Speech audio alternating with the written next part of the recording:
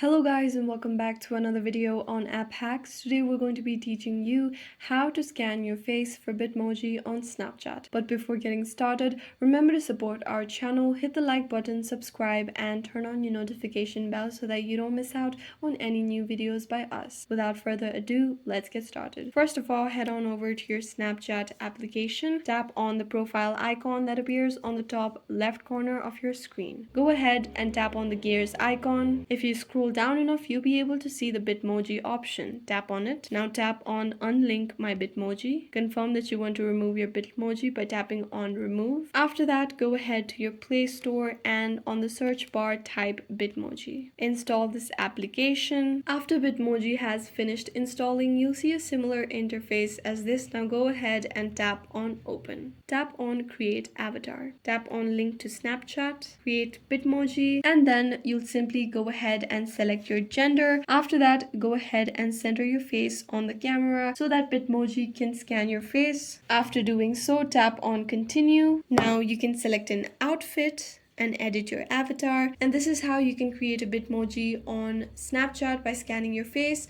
I hope this video was useful. If you have any questions, let us know in the comments down below, and thanks for watching.